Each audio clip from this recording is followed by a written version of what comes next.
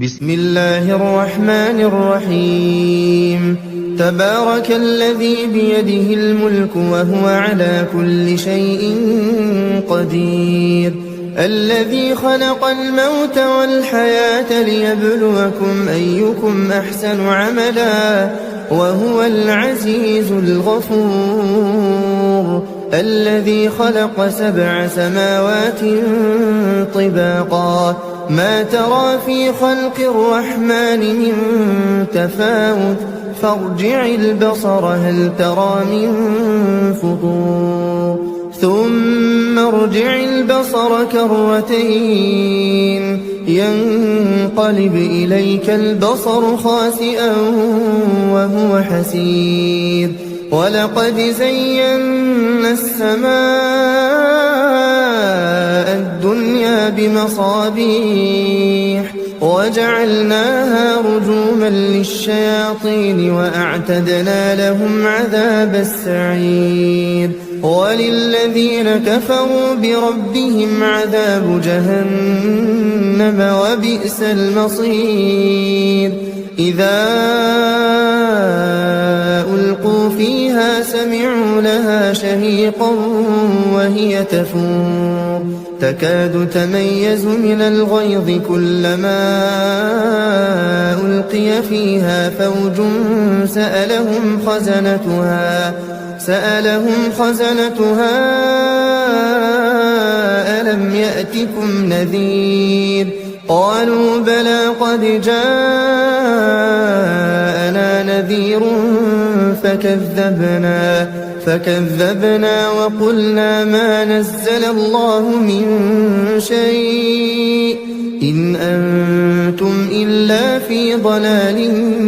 كبير وقالوا لو كنا نسمع أو نعقل ما كنا في أصحاب السعير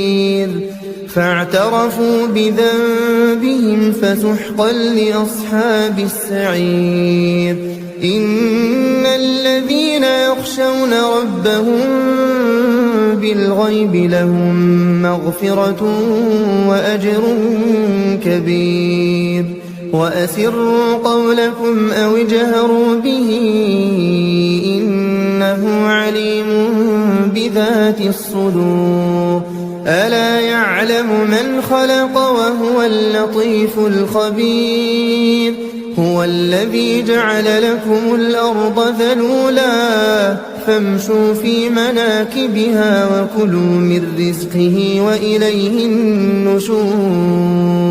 أأمنتم من في السماء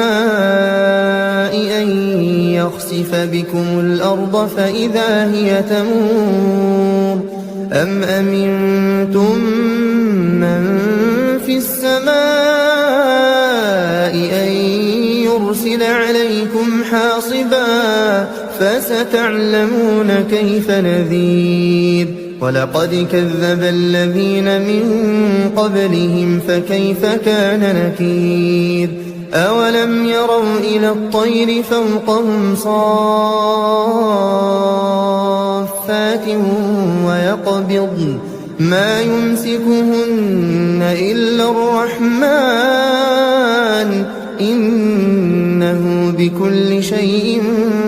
بصير أمن هذا الذي هو جند لكم ينصركم من دون الرحمن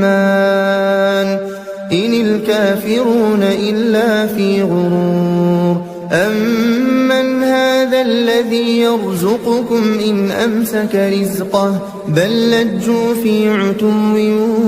ونفور أفمن يمشي مكبا على وجهه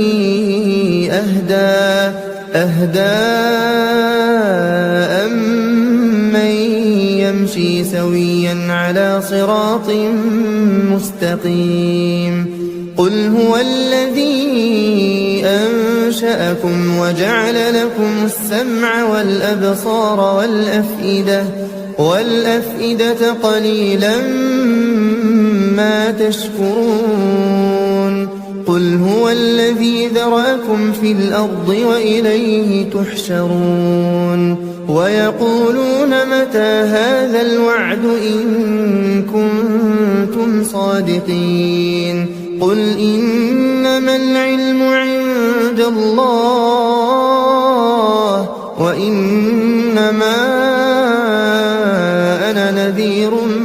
مبين فلما رأوه زلفة سيئت وجوه الذين كفروا وقيل هذا الذي كنتم به تدعون قل أرأيتم إن أهلكني الله ومن معي أو رحمنا فمن يجير الكافرين من عذاب أليم قل هو الرحمن آمنا به وعليه توكلنا فستعلمون من هو في ضلال